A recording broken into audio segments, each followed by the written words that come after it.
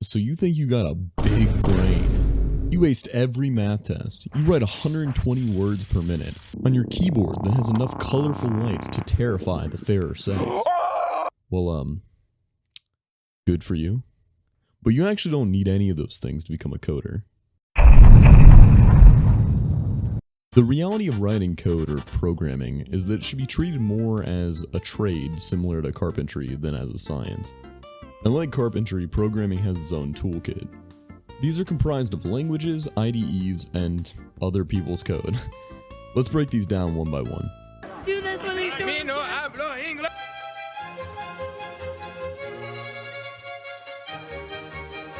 A programming language is similar to a normal language, in that some things just work better in the language they were written for. Some programming languages have quirks that make them uniquely better at some tasks, and worse at others. Some languages like Python are very easy to read and can condense code into fewer lines. However, Python is also slower than something like C++. Yeah, boy. That's it. That lovely? IDE stands for Integrated Development Environment. It's essentially a text editor for coding that allows you to run and test code. This is a pretty basic description of what an IDE can do, but that's the gist of it. There are IDEs that are custom built for an individual language like PyCharm or Python, or there are others like VS Code that work with a variety of languages. Your choice of IDE ultimately comes down to personal preference, but the most popular are JetBrains Suite, which includes language-specific IDEs like PyCharm, CLion, IntelliJ, and many more. VS Code, which I already mentioned, and maybe Eclipse, which is primarily for Java, but has support for other languages.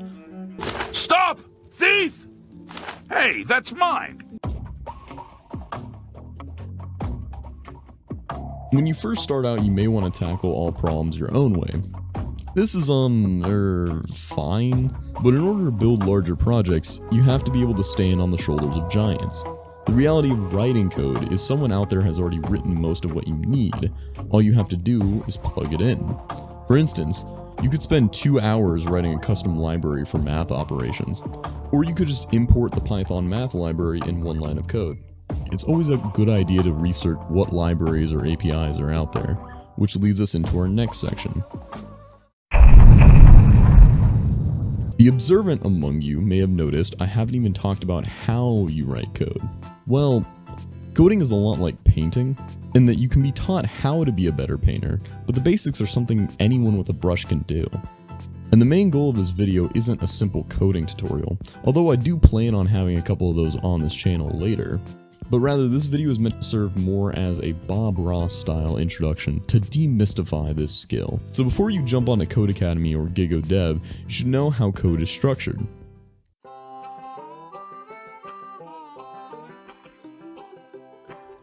There are two main ways that code is structured from a high level: lines and blocks. I know this is rudimentary, but I'll be pretty brief.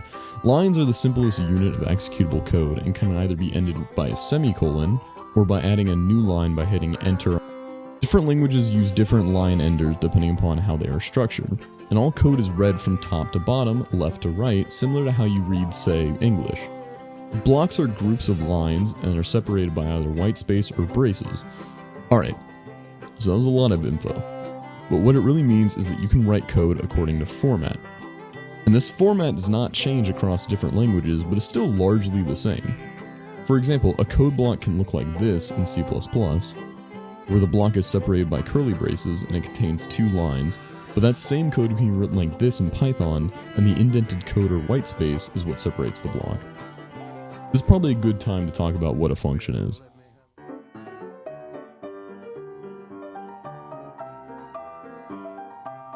Functions are named blocks of code that can be called or redirected to from another point in code.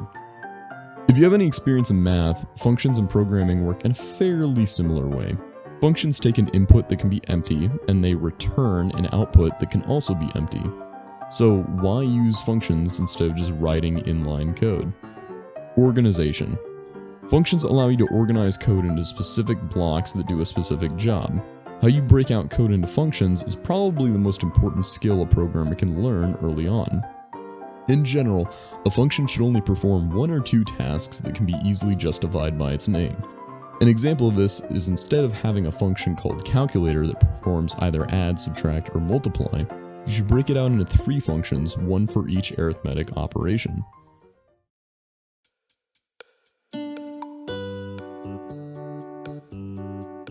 I probably should have talked about what a variable is before now. A variable is essentially a named storage of data. Once again, similar to math and programming, you can have a variable x equal 4. The only complicated part is depending upon your language of choice, how you define a variable can, well, vary. In something like C++ or Golang, you must define the type of the variable. The main types of variables are integers, which are just normal non-decimal numbers, strings, which are text values, and floats, which are decimal numbers.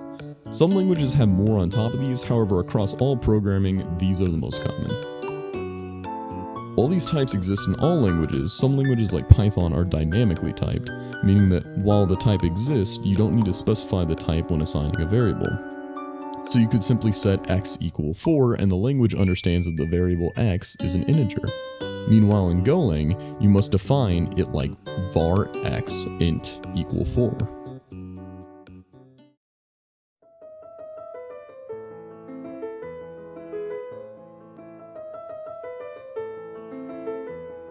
A class is the next level of organization higher than a function. To simplify it, classes organize functions and variables into an object. An object is an instance of a class that can be treated in the same way as a variable type. The only difference being that the variable type can contain other variables and functions. I know this is kind of confusing. Classes are where most beginners typically get tripped up. But imagine it like this. I'm tasked with making a ledger for employees at a company. Each employee would need 3 variables: their name, their employee ID, and their salary per hour. If I wanted to do this without a class, I would need to make 3 variables for every employee, which would be extremely difficult to keep track of. However, I can make a class that has those 3 variables and utility functions like calculate hourly pay or something, and then all I would need to do is instantiate each employee with their data. This allows their data to be easily managed from one variable that holds each employee's unique information. This is probably the most asked question when people first get into programming. The reality is that there's no right answer, but there are wrong ones. Many people will say you need to start on something simple like a calculator, or maybe tic-tac-toe or something. And those are fine suggestions, but not for everybody. The reality of choosing your first project is that it should be something that you are interested in. Even if it seems beyond your skills right now, if you choose something that you enjoy working on, even if you don't finish, you'll learn something. Whether this be trying your hand at game development or working on a Discord bot with your friends, the possibilities are endless. If you want a good place to cut your teeth on some projects, check out GIGO Dev. GIGO Dev is a free site for learning code by, well, actually writing code. There's structured courses that teach you the fundamentals and practical uses for concepts, alongside free-form projects that show you how to build anything from Discord bots to digital storefronts.